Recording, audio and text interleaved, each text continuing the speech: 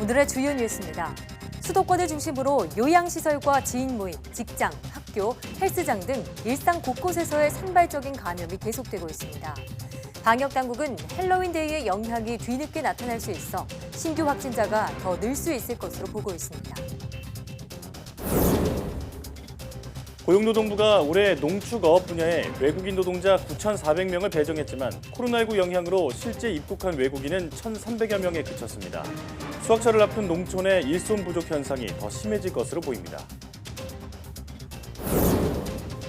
아프리카 돼지열병 차단을 위한 울타리 설치 등으로 야생 멧돼지의 수가 지난해와 비교해 80% 이상 감소했습니다. 환경부는 야생 멧돼지에서 사육돼지로 전파되는 감염이 통제 가능한 수준이 된 것으로 판단했습니다.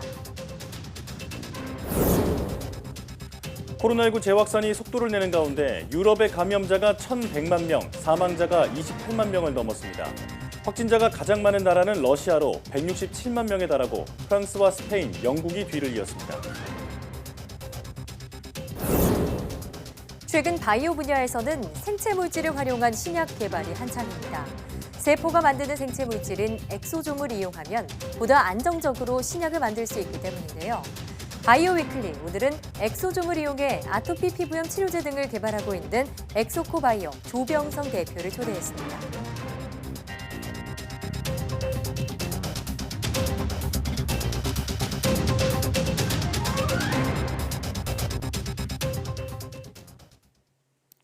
여러분 안녕하십니까? 사이언스 투데이입니다. 수도권을 중심으로 요양시설과 학교, 가족 모임 등 일상생활 곳곳에서 산발적인 감염이 이어지고 있습니다. 방역당국은 감염 전파 속도가 여전히 앞서 나가는 상황에서 더 많은 신규 확진자가 나올 가능성이 크다며 생활 속 개인 방역수칙 준수를 당부했습니다. 윤태호 방역총괄반장의 중앙재난안전대책본부 브리핑 내용 들어보시겠습니다. 수도권을 중심으로 한 감염 확산세가 등락을 반복하며 계속 이어지는 양상입니다. 환자 발생 또한 전반적으로 높아진 상태를 유지하고 있고 방역 당국의 역학조사를 통한 추적과 억제에도 불구하고 감염 전파 속도가 여전히 조금 더 앞서 나가는 상황으로 판단하고 있습니다.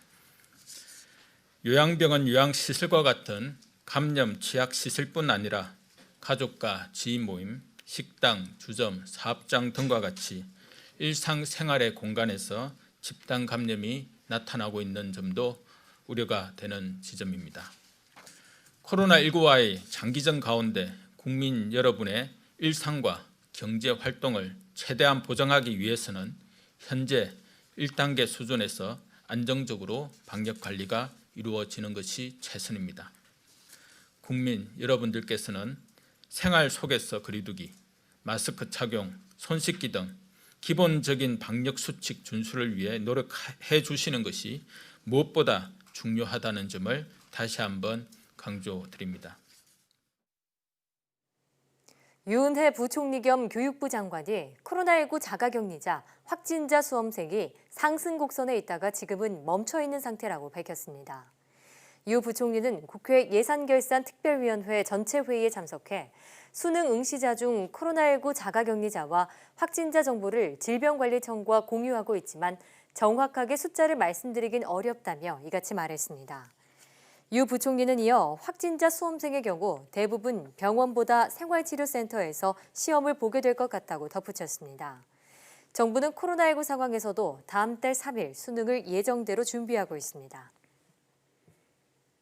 시중에 마스크 물량이 크게 늘어 가격이 내려가면서 한때는 없어서 못 구했던 마스크가 이제는 시장에 넘쳐납니다. 포화 상태인 국내 시장을 두고 생산업체 680여 곳이 경쟁을 벌이고 있는데 해외 판로도 막혀서 어려움을 가중시키고 있습니다. 보도에 엄윤주 기자입니다. 경기도 평택에 있는 마스크 공장. 생산 기계들이 덩그러니 놓여 있습니다. 마스크를 만들어도 팔리지 않자 지난 9월부터 일부 시설의 가동을 멈춘 겁니다. 8월에 만든 공적 마스크입니다. 3달이 지나도 팔리지 않아 이렇게 쌓여만 가는 재고 물량이 이 공장에서는 1,400만 장에 이릅니다. 하루에 250만 장을 만든 적도 있지만 지금은 50만 장에 불과합니다. 한때 마스크 품귀 현상 속에 마스크 공장이 우후죽순 생겨나면서 생산량을 줄여도 시중엔 마스크가 넘쳐납니다. 여기에 값싼 중국산 마스크까지 들어오면서 공급 과잉은 더 심해졌습니다. 중국산 마스크가 들어오면서 가격적인 부분이 많이 무너지기도 했고, 그다음에 판매량도 많이 줄고 그런 피해를 좀 많이 입었죠. 국내 시장이 포화 상태라 해외로 눈길을 돌려보지만 여의치 않습니다. 사실 이제 역마진을 보고 파는 그런 수준입니다. 진짜 바이어를 찾기도 어렵고요. 이런 측면에서 봤을 때 정부에서 좀 나서서 해외 수출 바이어들과 직접 조인할 수 있는 그런 기회를 주시면 정말 감사하겠습니다. 해외 판로 개척을 돕기 위해 정부가 나선다지만 이마저도 영세 업체엔 그림의 떡입니다. 보통 기계 50대 이상 이런 큰 업체들을 선호하시더라고요. 5대 이하나 한두 대 있으신 분들은 보통 문 많이 닫으시는 걸로 알고 있어요. 지난 일주일간 시장에 공급된 마스크 물량은 1억 7천만 장. 파악된 생산업체는 680여 곳에 달합니다. YTN 엄윤주입니다. 이처럼 마스크 제조업계가 과잉 공급으로 휘청이자 정부가 대책을 마련했습니다. 불법으로 수입되는 마스크를 단속하고 국산 마스크의 판로를 지원할 계획입니다. 조용성 기자가 보도합니다. 올해 1월 137곳이었던 마스크 제조업체는 지난달에는 683곳으로 급증했습니다. 같은 기간 허가된 보건용 마스크 품목은 2배 넘게 늘었습니다. 올해 코로나19 사태 초기에 마스크 공급 부족 사태로 온 나라가 들썩이다 이젠 공급 과잉이 문제가 된 겁니다. 마스크 재고가 쌓이면서 제조업체가 도산 위기에 몰리자 정부가 대책 마련에 나섰습니다. 먼저 불법으로 수입되는 마스크를 집중 단속하기로 했습니다.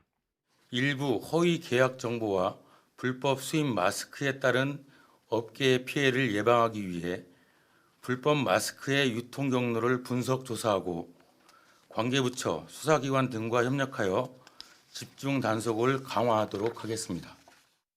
이와 함께 국내에서 생산된 마스크의 판로를 넓혀주기로 했습니다. 지난달 마스크의 해외 수출을 전면 허용한 데 이어 한 발 더 나간 조치입니다. 마스크 한 개에 여러 개 상품명을 사용할 수 있도록 하고 마스크에 글씨나 로고를 새길 때 추가 성능 시험을 면제해 주기로 했습니다. 또 공영 홈쇼핑에서 마스크를 판매하도록 돕고 해외 인증 정보를 제공하며 바이어 매칭을 지원한다는 계획입니다. 중기부도 마스크 업체의 낮은 이자로 긴급 경영 안전 자금을 지원하기로 했습니다. 마스크 제조업계는 대책을 환영한다면서도 수출에 도움이 되는 긴급 사용 승인 문제에 대한 구체적인 내용이 없다고 아쉬워했습니다. 중국 단속이 좀 늦어진 문제, 그게 하나의 아쉬운 점이 있고요. 이후의 문제에 대해서 어떤 식으로 대응을 해줄 건가에 대해서는 전혀 언급이 안 돼 있는 그 부분이 좀 아쉬운 측면이 있습니다. 정부의 지원 대책이 근본적으로 과잉 공급에 빠진 제조업계에 실질적 도움을 줄지는 미지수입니다. YTN 조용성입니다. 코로나19 사태와 추석 등의 영향으로 지난 9월 온라인 쇼핑 거래액이 역대 최대 수준을 기록한 것으로 나타났습니다. 통계청이 발표한 9월 온라인 쇼핑 동향을 보면 총 거래액은 14조 7천억 원으로 관련 통계 작성을 시작한 2001년 이후 가장 컸습니다. 또 지난해 같은 기간과 비교하면 30.7% 늘어나 지난 2018년 10월 통계와 함께 역대 최고 증가율을 기록했습니다.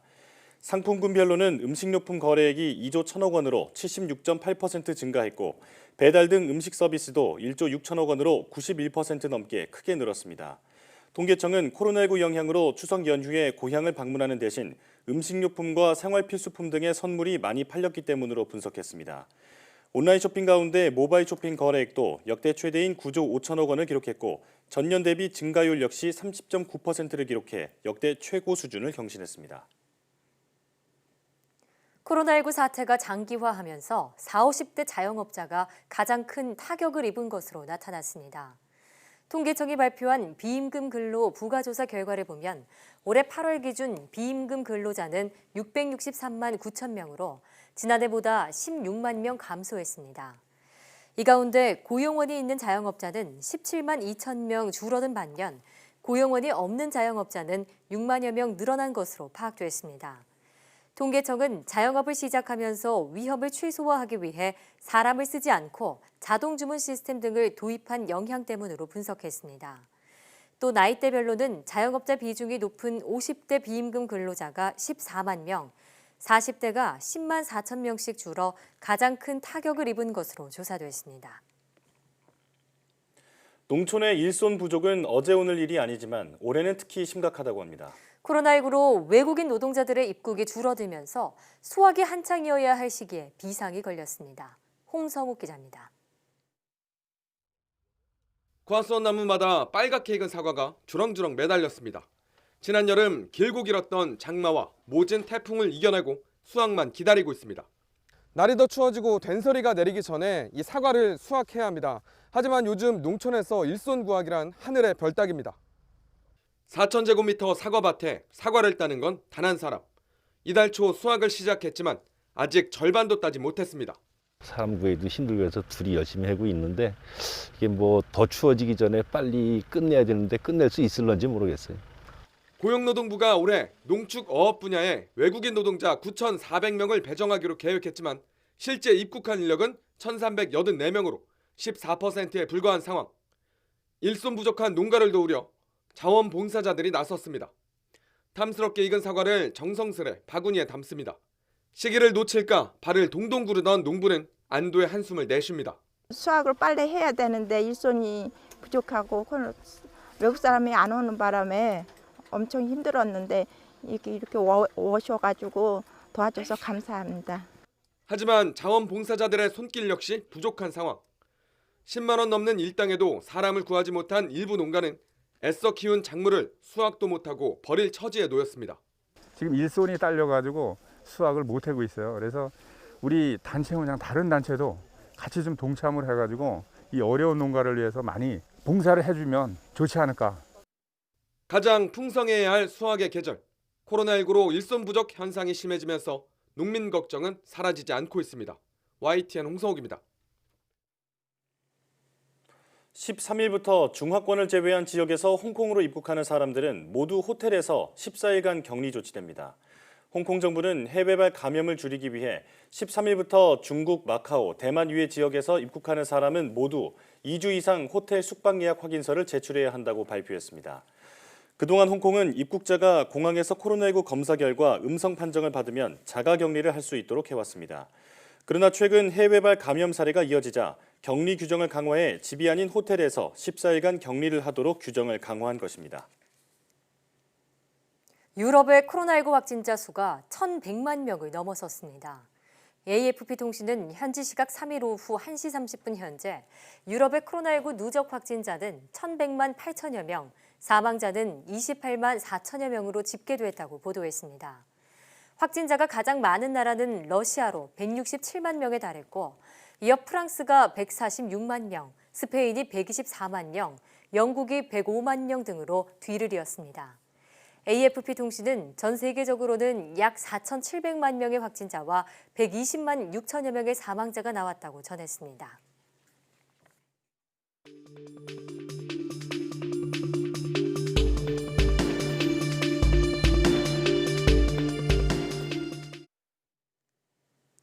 코로나19 신규 환자가 다시 세 자릿수로 증가했습니다. 날씨가 추워지면서 대유행 우려도 나오고 있는데요. 오는 7일부터는 현재보다 세분화된 거리 두기 정책이 시행됩니다. 코로나19 브리핑 고려대학교 약학대학 김정기 교수와 함께 자세히 알아보도록 하겠습니다. 전화로 연결돼 있습니다. 교수님 나와 계십니까? 네, 안녕하세요. 네. 4일 0시 기준으로 신규 확진자 수가 118명으로 사흘 만에 다시 세 자릿수로 증가했습니다. 100명 안팎 증가비 끝없이 반복되고 있는데 지금 상황 진단부터 해주시죠. 말씀하신 것처럼 지난 9월 초부터 현재까지 100명을 기준으로 계속 등락을 반복을 하고 있습니다. 그래서 현재 상황은 방역 조치하고 전파 사이의 어떤 절충 구간, 그러니까 버퍼링 구간이라고 생각을 하고 있고요. 그렇기 때문에 한동안 이와 같은 상황은 유지될 거다 이렇게 보고는 있습니다. 예. 근데 방역 조치를 강화하지 않는 한 여기서 큰 폭으로 감소될 가능성은 높지 않아 보이고요. 네. 대신에 전파가 확산될 에너지를 방역 조치로 누르고 있는 상황이다 보니까 조건만 맞으면 과거 8월 초 중순에 보였던 것처럼 언제든지 큰 폭으로 확진자가 다시 늘어날 가능성은 충분히 있다 이렇게는 보고 있습니다. 네. 자, 지역 발생 환자 수만 지금 100명에 육박하는 상황인데 지난 주말 헬로윈 축제로 많은 인파가 몰린 그런 여파가 지금 나타나고 있다고 볼 수도 있을까요? 일단 이 부분에 대해서는 새로운 최근에 발생한 신규 감염자 중에서 할로윈과의 연관관계에 대한 분석이 좀 필요할 것 같고요. 네. 일단 뭐 코로나19의 최대 잠복기는 약 2주로 보고 있습니다만 평균 잠복기는 한 5일에서 7일로 보고 있거든요. 지난 할로윈이 지난 주말이었기 때문에 아마 지금쯤부터는 만약에 할로윈이 어떤 영향을 미쳤다라고 하면은 급증할 가능성은 충분히 있다 이렇게는 보고 있는데 네. 어찌됐든 지난 주말 할로윈이 어떤 코로나19 전파에 어떤 영향을 미쳤을지는 아직까지는 누구도 알 수 없습니다. 그래서 최근에 나오는 어떤 신규 확진자에 대한 역학조사가 보다 세밀하게 분석이 돼야지만 이 상황을 정확하게 판단할 수 있다 이렇게 보고 있습니다. 네. 자, 조금 전에 방역과 코로나19가 힘의 균형을 이루고 있다 이렇게 절충 구간이다 말씀을 해주셨는데 토요일부터 세분화한 거리두기 정책이 시행됩니다. 방역에 보다 자율성을 주고 여기에 책임을 묻는 쪽으로 바뀌었는데 전보다 기준이 완화됐다는 우려도 나오고 있습니다. 교수님 의견은 어떠신지요? 일단 물론 총리께서 이번 세분화된 사회적 거리두기 개편은 경제를 위한 방역 완화가 아니라 오히려 탄탄한 방역을 위한 개편이다라고 말씀을 하셨는데요. 어쨌든 기본적으로 과거의 3단계는 여러 가지 면에서 문제가 좀 있었습니다. 그래서 다양한 변수를 고려해서 세분화할 필요가 있다라는 것은 전문가들의 공통된 의견이었고 이런 측면에서는 이제 이번 개편은 긍정적이다 이렇게는 보고 있습니다. 근데 방역 당국에서 일괄적인 방역보다는 과거의 일관적인 그 방역보다는 지자체별로 상황에 맞게 정밀한 방역을 시행하겠다라고 하고 있는데요. 아무래도 기존 3단계보다는 적어도 확진자 측면에서는 완화된 것은 맞습니다. 그래서 새로운 거리두기 정책을 어쨌든 시행한 다음에 상황을 좀 봐야 되겠지만 좀 이렇게 확진자 수 측면에서 완화된 어떤 정책의 개편은 조금 우려스러운 부분이 있다 이렇게는 보고 있습니다. 예. 네, 그럼 독감 백신 얘기로 넘어가겠습니다. 백신에 대한 공포로 예방 접종을 포기하는 것이 오히려 사망률을 높인다는 전문가들의 목소리가 나오고 있는데요. 독감 백신을 아직 안 맞은 경우엔 지금이라도 백신을 맞는 게 좋을까요?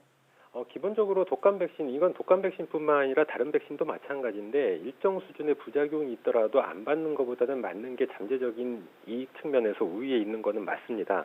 특히나 독감 같은 경우에는 고위험군, 이른바 고위험군, 그래서 고연령층 기저질환자, 영유아, 임산부 같은 경우에는 접종이 강력하게 권고가 되고 있거든요. 특히나 고연령층 같은 경우에는 독감 감염에 의해서 사망되는 케이스들이 일정 비율로 해서 상당히 높은 비율로 나타나고 있기 때문에 아무래도 접종을 받는 게 좋을 거라고 저도 생각은 하고 있는데 일단 현재 11월 중순까지 접종을 받으시면 보통 11월 말쯤에 독감이 본격적으로 유행하기 시작하게 되다 보니까 큰 문제는 없을 거다 이렇게는 보고 있습니다. 다만 선제 조건은 지난번에 독감 백신 접종 후 사망 사례가 있었던 만큼 요거에 대한 정확한 원인 분석, 인과관계 분석을 보건당국에서 제시해야지만 국민들의 불신이 좀 사라지지 않을까 이런 생각을 가지고 있습니다. 예. 일단 11월 말에 본격적인 독감의 유행이 시작되기 때문에 그 전에는 독감 백신을 맞는 게 좋다 이렇게 말씀해 주셨고요. 전국 곳곳이 영하권에 들어서면서 실내 활동이 줄고 환기도 어려워지고 있습니다. 자연스럽게 방역에 구멍이 생길 것 같다는 우려도 나오고 있는데 적절한 실내 방역 방법 일러주시죠.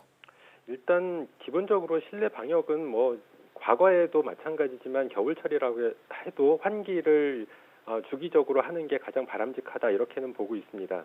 근데 다만 이게 겨울철이다 보면 실내가 건조한 환경이 되고요. 이렇게 됐을 때는 비단 코로나19뿐만 아니라 호흡기 바이러스 같은 경우에는 감염력이나 전파력이 더 증가를 하거든요. 그렇기 때문에 실내 환기 같은 경우 그리고 습도 유지 같은 것들이 상당히 필요하다 이렇게는 생각을 하고 있고요. 거기에 기본적으로 이제 그 마스크 착용, 특히나 실내에서의 마스크 착용의 중요성이 더 강조된다 이렇게는 보고 있습니다. 여기 한 가지 더 플러스를 하면 실제로 환절기나 동절기에는 면역력이 크게 저하되는 경향이 있기 때문에 개인의 면역력 관리에도 보다 신경을 써야 된다 이렇게 보고 있습니다. 네, 겨울철 실내 방역 수칙 준수와 면역력 관리의 중요성 말씀해 주셨고요. 수능이 이제 한 달 앞으로 다가왔는데요. 코로나19 확산 방지를 위해서 마스크 착용 의무화와 가림막 설치 등 각종 대책이 발표됐습니다. 혹시 추가돼야 할 그럴 조치들이 더 있을까요? 일단 현재 발표된 수능 관련 방역 조치가 방역 당국에서 할 수 있는 최선의 방역 조치가 아닐까 생각은 하고 있습니다. 다만 한 가지 추가 아직 발표된 내용에는 좀 포함되지 않은 부분이 있어서 제가 말씀을 드리고 싶은 부분은 일단 자가격리 중인 학생들 같은 경우에는 일반 학생들과 다른 어떤 특별한 시설에서 시험을 보는 걸로 되어 있거든요. 그래서 그 시설에서 시험을 봤을 때에는 어쨌든 자가격리 중이라고 하는 그 집단이나 그 그룹은 기본적으로 그렇지 않은 그룹에 비해서는 감염에 노출될 확률이 훨씬 더 높습니다. 그래서 자가격리 중인 학생들은 그 개개인별로 자가격리 기간이 정해져 있는데요. 만약에 수능을 보게 되면 이 날짜부터 다시 자가격리 기간을 산출해야 되지 않을까 이런 생각을 가지고 있습니다. 자, 자가격리를 하는 그 별도의 시험장에서는 감염 우려가 크기 때문에 이 수능 당일 이후부터의 어떤 자가격리 날짜도 다시 설정해야 한다 말씀해 주셨습니다. 방역 당국이 국내에서 개발 중인 코로나19 백신 3종에 대한 임상시험을 연내에 모두 진행하겠다고 밝혔습니다. 한종은 이미 임상시험이 진행되고 있는데 국내 백신의 상용화 시점은 언제로 예상하시는지요? 말씀하신 국내에서 개발되고 있는 3종 백신이라고 그러면 제넥신, SK바이오사이언스, 진원생명과 이렇게 3개거든요. 근데 현재 제넥신 백신 같은 경우에는 임상 단계 진행 중입니다. 그래서 현재 시점에서는 가장 앞서 있는 거는 맞는데 일단 상용화 시점을 내년 3분기로 보고 있거든요. 그래서 상당히 조금 딜레이된, 그러니까 좀 미뤄진 경향성이 있는데 만일 SK 같은 경우에 연내 임상 시험을 시작을 한다라고 그러면 경우에 따라서는 제넥신보다 조금 앞설 수도 있지 않을까. 그래서 이르면 내년 중반기 정도면 가능할 수도 있지 않을까. 이렇게는 예측을 하고 있습니다. 네, 이르면 내년 중반에 백신이 개발될 수 있다. 좀 긍정적으로 전망해 주셨는데요. 하루빨리 효과적이고 또 안정적인 국내 백신이 개발되기를 바랍니다. 지금까지 고려대학교 약학대학 김정기 교수와 함께했습니다. 교수님 오늘 말씀 고맙습니다. 네, 감사합니다.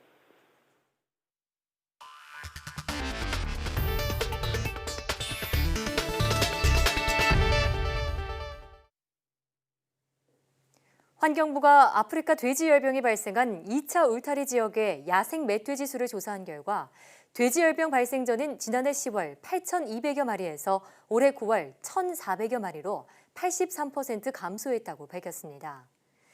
또 총 개체수가 감소하면서 제곱킬로미터당 멧돼지 개체수인 서식 밀도도 역시 지난해 6.1마리에서 올해 1.4마리로 크게 줄었습니다.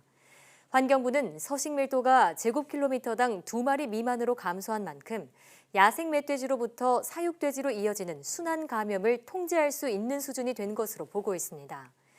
지난달 29일부터 지금까지 야생 멧돼지에서 확인된 아프리카 돼지열병은 6건으로 이에 따라 지금까지 확인된 발병 건수는 모두 782건으로 늘었습니다.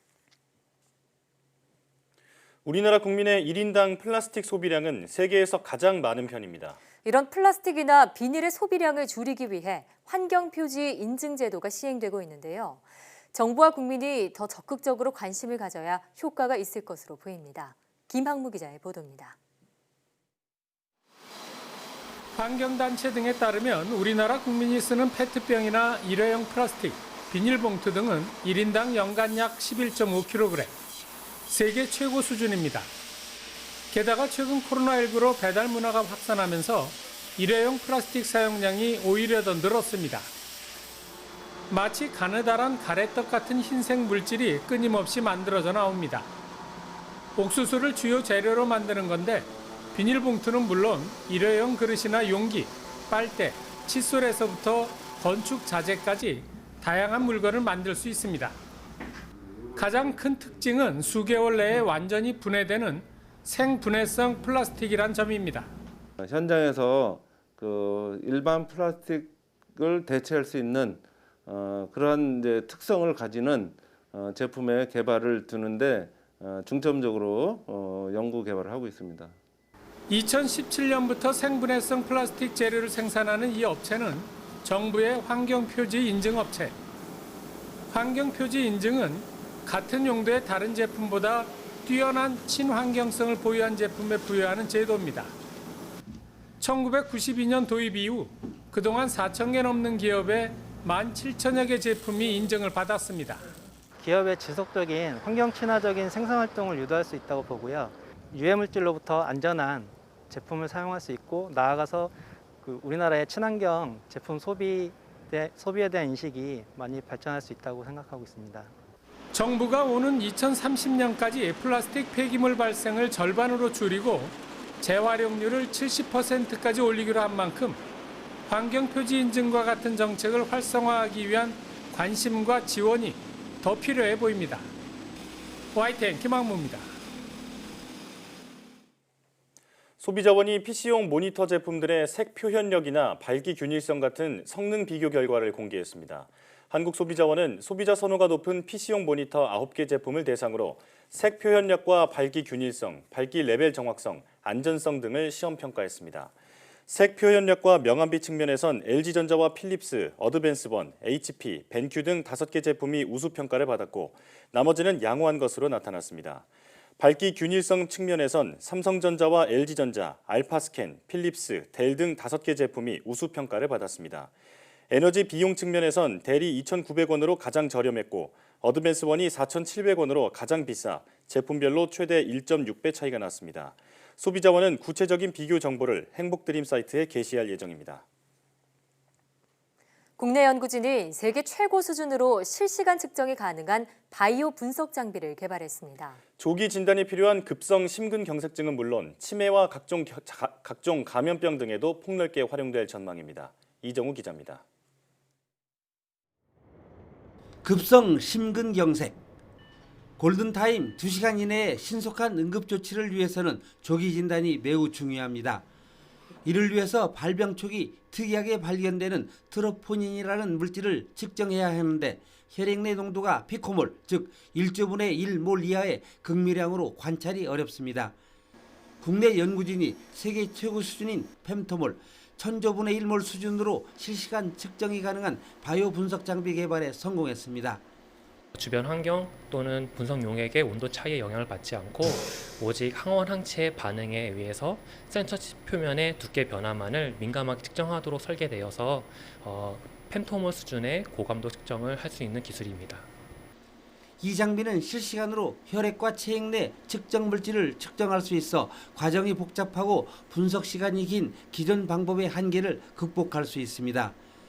별도의 신호 증폭 과정과 세척 과정이 필요 없이 광학적으로 신호를 증폭시키는 기술이 핵심입니다. 연구팀은 빛의 산란으로 생기는 방해 신호를 최소화하기 위해 타원 계측 장치를 독립형으로 구축했습니다. 여러 단계의 증폭 과정 없이 고감도 측정이 가능하기 때문에 급성 심근경색을 비롯해서 알츠하이머 치매의 조기 진단 그리고 감염병 실시간 진단이 가능해질 것이라 기대하고 있습니다. 나노바이오와 반도체 융합 기술로 탄생한 이번 연구 결과는 국제학술지 바이오센서스 앤드 바이오 일렉트로닉스에 실렸습니다. YTN 이정보입니다. 외교부는 국제원자력기구 IAEA에 일본이 후쿠시마 원전 오염수를 투명하고 안전하게 처리하도록 노력해 줄 것을 요청했습니다. 외교부는 외교부에서 열린 한 IAEA 고위급 정책협의회에서 후쿠시마 원전 오염수는 국제사회의 안전과 환경에 영향을 미치는 중대한 사안이라며 이같이 요청했다고 밝혔습니다. 이에 대해 IAEA 측은 오염수 문제의 중요성을 잘 이해하고 있다며 관련국들과 긴밀히 협의하는 등 오염수 처분 전 과정에 계속 관여할 것이라고 답했습니다. 양측은 IAEA의 북핵 검증 준비 태세 강화 등에 관한 협력 방안에 대해서도 의견을 나눴습니다.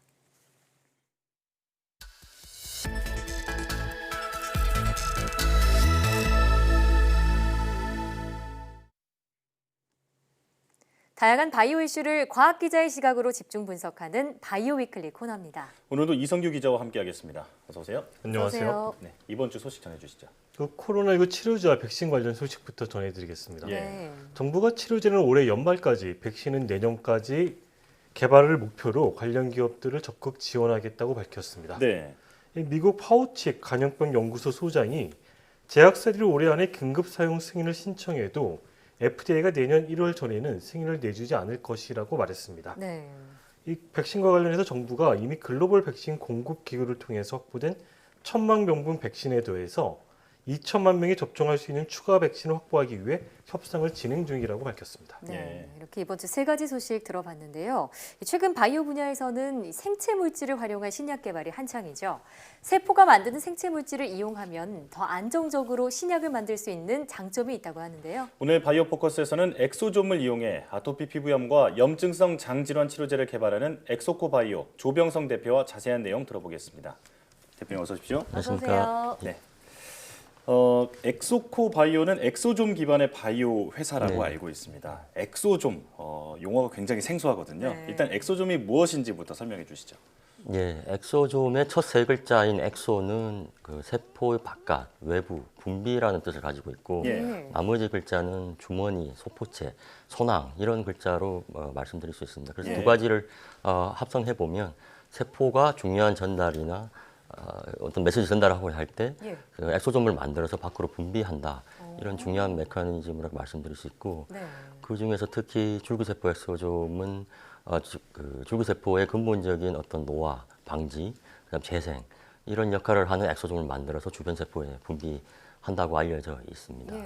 그래서 이런 엑소좀이 앞으로는 줄기세포 혹은 세포 치료제를 대신해서 비세포 치료제, 그 셀프리 세라피라고 하는데요. 이런 셀프리 세라피의 그 산업을 리딩할 수 있는 어떤 핵심 기술이나 소재로 인정받고 있습니다. 네, 그렇군요. 그러니까 이 줄기세포라는 게 원래 그 망가진 세포를 재생한다 해서 네. 이 재생학이 총알화가 불리잖아요. 네. 근데 그 줄기세포의 그 재생 능력의 핵심인 네. 그 엑소좀만 따로 떼어내서 네. 이걸 가지고 이제 뭐 치료제를 개발하겠다. 뭐 이런 용인 거잖아요. 그래서 이제 그 엑소 이 바이오가 가지고 있는 기술 중에 그 엑소스카트라는 기술이 있잖아요. 이 기술은 무엇이고 주로 어떤 분야에 응용이 되는 건지 설명해 주시죠. 세포 치료제처럼 줄기세포 엑소좀도 그 산업화 관점에서 주요 난관은 대량 생산이나 원가 절감입니다. 그래서 그 분리 정제하는 기술이 상당히 어려웠는데 저희가 그 지난 몇 년 동안 많은 투자를 해서 엑소스카트라는 기술을 만들어냈습니다. 이 기술은 핵심만 말씀드리자면 고효율, 고성능 엑소좀 대량 생산 기술입니다. 그래서 이 기술을 바탕으로 저희가 재생의학 분야에서 한 단계 더 점프할 수 있는 계기가 될 것으로 예상하고 있고 앞으로는 이 기술을 가지고 줄기세포뿐만 아니라 면역세포 혹은 다른 동물, 식물, 미생물 세포 유래 엑소좀도 분리 정제를 해서 바이오 신약이나 식품, 화장품 소재 등 새로운 생체 물질을 개발할 수 있는 기술이라고 말씀드릴 수 있겠습니다. 이 엑소스카트라는 기술은 그러니까 엑소좀을 대량으로 생산할 수 있는 기술을 보유하고 있다. 뭐 이런 말씀이신 거잖아요. 그래서 이 엑소스카트, 엑소좀 기술을 이용해서 지금 아토피 피부 치료제나 염증성 장질환 치료제 개발하고 있잖아요. 이게 엑소점이 어떻게 이들 질환과 연관성이 있고 또 어떻게 치료하는 건지 설명해 주시죠. 좋은 질문이십니다. 지금 말씀 주신 이제 아토피 피부염이나 그 염증성 장질환 같은 경우는 두 가지 공통점이 있습니다. 하나는 그 과도한 신체의 염증 반응이 이슈가 되고요. 두 번째로는 그런 염증 반응으로 인해서 피부나 장기의 그 장벽이 파괴가 됩니다. 근데 그런 그 두 가지를 동시에 해결하기 위해서 기존에는 주로 염증을 억제하거나 조절하는 그런 신약 물질을 개발을 해 왔습니다. 그런데 상대적으로 그 한계가 있어서 저희가 지금까지 그 연구한 바에 의하면 줄기세포 엑소좀이 과도한 염증을 조절한다거나 피부 장벽을 재생하는 데 탁월한 효능을 갖고 있다. 그리고 그런 그 기능에 관련된 여러 가지 컨텐츠를 줄기세포 엑소좀 안에 담겨져 있고 저희가 상업적으로 이용할 수 있다. 이렇게 말씀드릴 수 있을 것 같습니다. 자, 앞서 엑소점의 대량 생산과 또 효능과 관련해서 엑소스카트라는 기술을 보유하고 있다 말씀해 주셨는데 이게 찾아보니까 굉장히 세계적인 수준의 그런 기술을 평가를 받고 있더라고요. 특허도 보유하고 계시고요.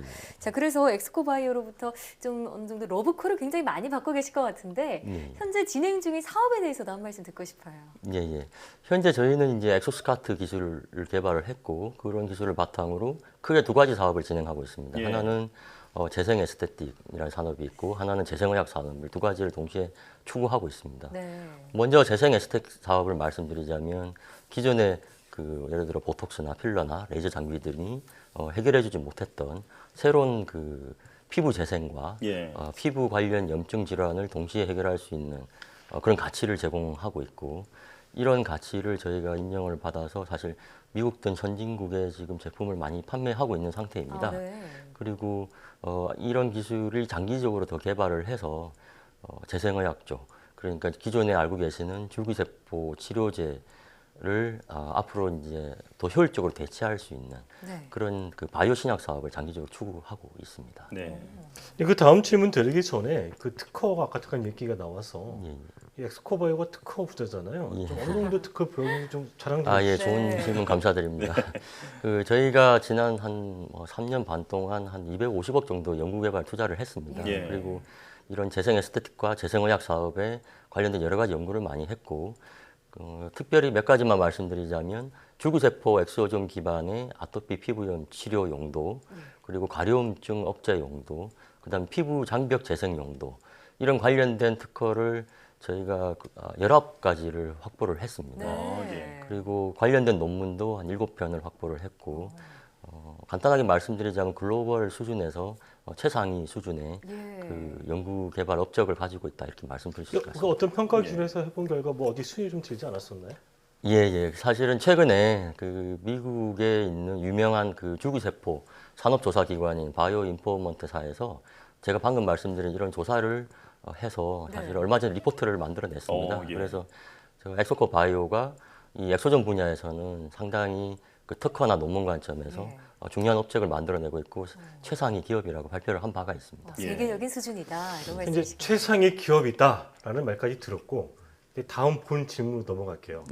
지금 그래서 바이오 분야에서 뜨고 있는 분야가 이 면역항암제 분야잖아요. 근데 엑스코바이오가 이 줄기세포 기반의 기업이긴 하지만 이 면역세포 치료제에도 좀 관심을 두고 있는 것 같아요. 어떤 내용의 연구를 하고 있는 건가요? 그 사실은 엑소좀이라는 것은 우리 몸 안에 있는 세포들이 거의 다 분비를 합니다.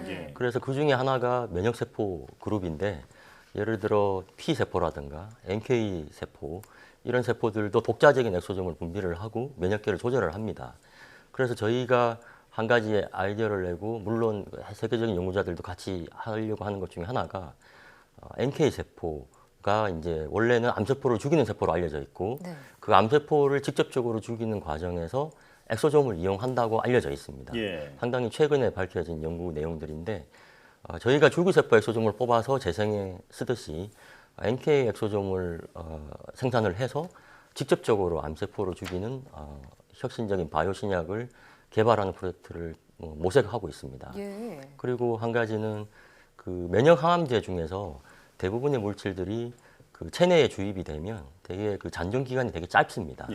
그 짧은데 최근에 틀은 그 기술 중에 하나가 그런 면역 항암제들을 엑소좀과 결합을 해서 생존 기간을 길게 한다든가, 늘린다든가, 혹은 그 더 암세포로 잘 전달이 되게 한다든가, 이런 기술이 미국에서 개발되기 시작했습니다.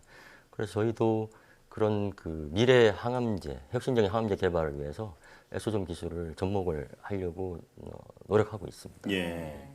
그 NK 세포인데 그 내추럴 킬러 셀이라고 해서 자연살해 세포라고 부르잖아요.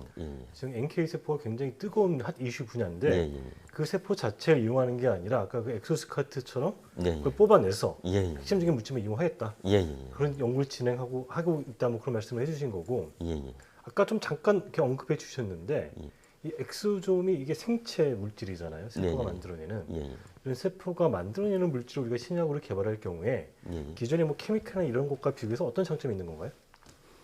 이렇게 그 최근에 예를 들어 카티 세라피라든가 마이크로바이옴이라든가 이런 그 엑소좀이라든가 다 생체 물질로 많이 그 핫 이슈가 되고 있지 않습니까? 이런 이유는 말씀하신 대로 전통적인 그 합성 신약이 가져왔던 좋은 효능도 있지만 부작용도 있고, 어떤 이제 내성이 발생한다든지 효능 한계도 있습니다.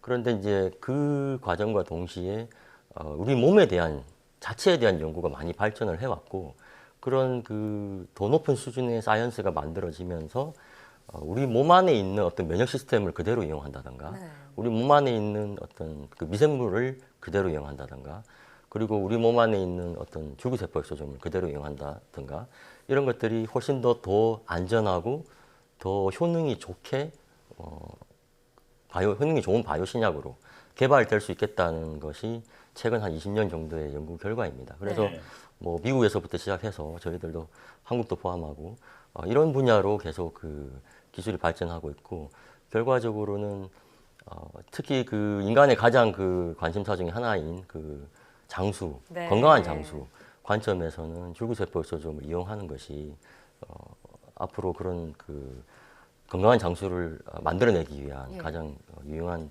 길이다라는 것이 최근의 과학자들의 그 발견이라고 말씀드릴 수 있을 것 같습니다. 예. 그 다음 질문 넘어가기 전에 제가 이제 한 가지 궁금한 게 있었고, 이제 아까 전에 말씀하실 때 그 셀프리 서라피라고 얘기해 주신 게 있잖아요. 예. 그러니까 세포 자체 이용한 게 아니라 예. 그 세포가 가지고 있는 핵심 영역을 뽑아내서 쓴다. 네. 이 셀프리 테라피가 지금 좀 전 세계적으로 좀 뜨거운 분야라고 볼 수가 있는 건가요? 예, 사실은 아직은 이제 뭐 많은 분들이 모르시긴 합니다만 그 첨단 연구자들 사이에서는 결국은 지금 이용하는 줄기세포나 면역세포들은 예를 들어 원가라든가 안전성 관점에서 좀 약간의 한계가 있습니다. 예. 그래서 가능하면 세포를 쓰지 않고 세포를 대체할 수 있는 뭐 일종의 세포의 아바타라고 할까요? 예. 그런 아바타를 이용해서 그런 셀 세라피를 대체를 하자 장기적으로는 네. 이런 것들이 이제 뭐 미국 등 선진국에서 많이 시작이 되고 있는 상태이고 뭐 카티라든지 줄기세포는 그 세포나 세포들이 분비한 엑소소움으로 대체하려고 하는 움직임이 많이 일어나고 있다고 말씀드릴 수 있겠습니다. 네. 예. 자, 줄기세포 분야에서 그 세계 기술을 선도하고 있는 기업 엑소코 바이오의 조병상 대표님과 함께 얘기를 나누고 있는데, 사실 그 대표님께서는 바이오 분야 투자 회사에서도 그 근무 경험이 있으시잖아요. 네. 투자 일을 하다가 실제로 회사를 창업해서 그 일을 해보시니까 어떻던가요?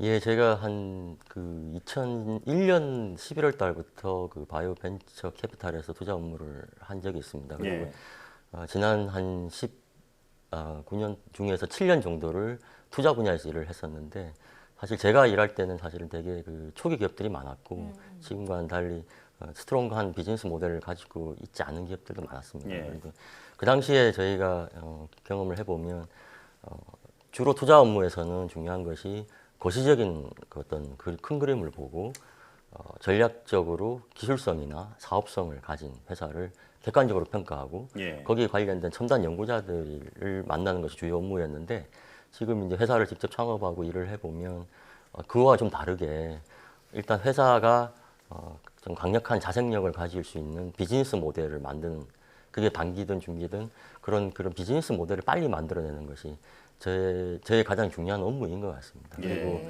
그걸와 더불어서 여러 가지 사내 사회의 어떤 그 데일리 매니지먼트들, 뭐 세세한 그 어떤 실무들까지도 같이 조율하는 것이 저희가 투자의 경험과 현재 그 창업자로서의 경험은 좀 많이 다른 것 같습니다. 네. 자, 그러니까 2001년에 바이오 벤처 캐피탈에서 근무를 하시다가 2017년에 엑소코 바이오를 창업을 하셨습니다. 신생 바이오 기업으로서 좀 국내의 건전한 바이오 생태계 조성을 위해 한 말씀, 좋은 말씀을 해주신다면요? 네, 제가 뭐 두 가지 좀 말씀드리고 싶습니다. 네. 하나는 건전한 그 바이오 생태계와 그 산업 성장을 위해서 필요한 거는 건전한 금융 시스템과 그리고 좀 더 적극적인 규제 시스템이 필요한 것 같습니다. 그래서 먼저 금융 시스템에서 말씀드리자면, 사실은 제가 약 한 19년 정도를 이렇게 직간접적으로 이제 바이오 생태계에 몸담았는데 지난 한 10년 이상 그래도 금융 시스템은 상당히 많이 그 발전을 해왔고 특히 뭐 정부 기관에서 모태펀드를 만들어서 이렇게 창업을 할 수 있게 한다든가 기술 사업화를 적극적으로 하게 해준다든가 그런 여러 가지 그 좋은 시도가 있었습니다. 그리고 성공적이었고요. 그 다음으로는 이제 어느 정도 성장한 기업들이 뭐 코스닥 등 그 주식시장에 상장을 해서 어떤 그 안에 만들어온 과실을 국민들과 나누고, 그 다음에 그 한국 거래소라든지 이런 분들이 더 큰 그 바이오 기업의 그 성장을 위한 그 금융시장을 잘 만들었습니다. 그래서 그런 것들이 선순환이 됐기 때문에 지금 많은 그 바이오 벤처들이 성장을 잘 하고 있고, 이런 부분은 되게 중요하다고 생각하고 있고, 좀 더 이런 시스템을 잘 유지한다면 한국 바이오 산업 생태계가 되게 성장하고 건전하게 유지되는데 중요한 역할을 할 수 있다고 봅니다. 그래서 뭐 그런 부분에 대해서 되게 감사를 드리는 바가 있고요. 두 번째는 저희가 이제 줄기세포 엑소소움 기반으로 신약 개발을 하려고 하는 부분이 있습니다. 그런데 꼭 저희뿐만 아니더라도 그 저희가 이제 시약처 등 그 정부 규제 기관들이 좀 더 제약 바이오 기업들하고 적극적으로 첨단 기술을 제품화하는, 그 의약품화하는 그런데 좀 더 적극적인 기조를 유지를 해주셨으면 좋겠습니다. 규제 개선에 나서고요. 예, 그래서 뭐 저희 개인적인 소망이라면 줄기세포엑소좀의 최초의 바이오 신약이 네. 한국에서 나오는 그런 어떤 좋은 일이 있었으면 좋겠다 하는 걸 말씀드리고 네. 싶습니다. 또 엑소코 바이오에서 나오면 더욱 좋겠네요. 예, 감사합니다. 자, 사실 아토피 피부염이나 그 염증성 장 질환은 그 전 세계적으로 굉장히 많은 사람들이 고통을 받고 있는 난치병이잖아요. 예. 네, 오늘 말씀을 들어보니까 엑소코 바이오가 이들에게 어떤 희망이 될 수 있지 않을까, 네, 이런 기대가 되었습니다. 자, 지금까지 엑소코 바이오 조병성 대표 그리고 이성규 기자와 함께했습니다. 오늘 말씀 잘 들었습니다. 네, 감사합니다.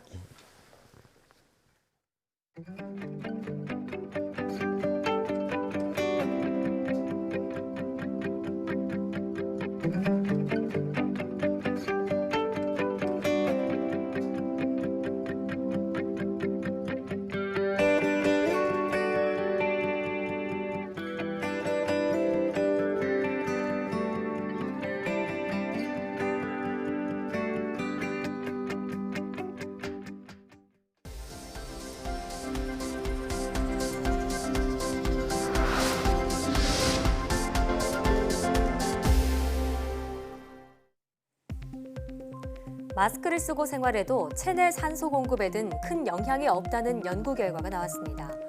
캐나다 맥메스터드 연구팀은 70대 노인 25명을 대상으로 조사한 결과 마스크를 쓰기 전과 쓰고 난 후 1시간 동안의 혈중 산소 포화도가 각각 96.1%와 96.3%로 크게 다르지 않았다고 밝혔습니다.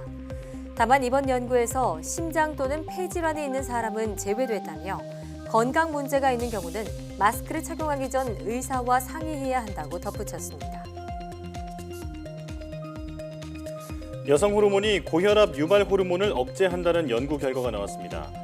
고려대학교 의대 김양인 교수팀은 쥐 실험 결과 여성 호르몬 에스트로겐이 혈관 수축 작용 등을 통해 고혈압을 유발하는 호르몬 바소프레신을 억제한다고 밝혔습니다. 연구팀은 난소를 제거한 암컷쥐에 고혈압을 유발했더니 바소프레신 농도가 수컷쥐 수준으로 증가했고 이 쥐에 다시 에스트로겐을 투여하자 바소프레신 농도가 감소했다고 말했습니다.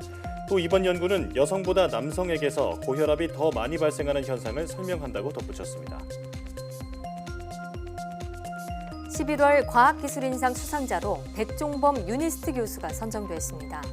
백 교수는 금속이 아닌 유기 플라스틱 자석을 만드는 데 성공해 산업적 발전 가능성을 제시한 공로를 인정받았습니다. 과학기술정보통신부는 우수한 연구개발 성과로 과학기술 발전에 공헌한 연구개발자를 매달 1명씩 선정해 장관상과 상금 1,000만 원을 수여하고 있습니다. 경기도 용인 에버랜드에서 지난 7월에 태어난 아기 판다가 생후 100일을 맞아 모습을 드러냈습니다.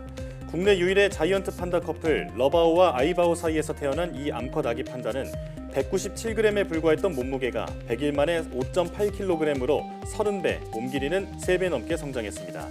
에버랜드 측은 판다의 초기 생존율이 매우 낮아 건강 상태가 안정기에 접어드는 생후 100일 무렵 이름을 지어주는 관례에 따라 고객 공모를 통해 행복을 주는 보물이란 뜻의 푸바오로 정했습니다.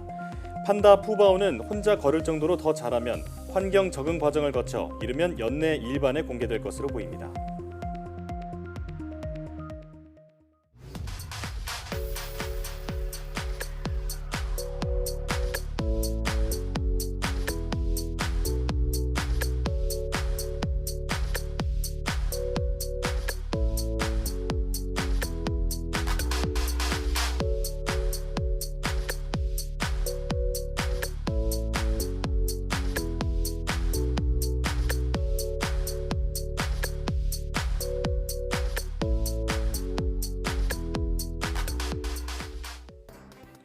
코로나19로 배달 문화가 확산하면서 우리나라의 플라스틱 사용량이 심각한 수준으로 치솟고 있습니다.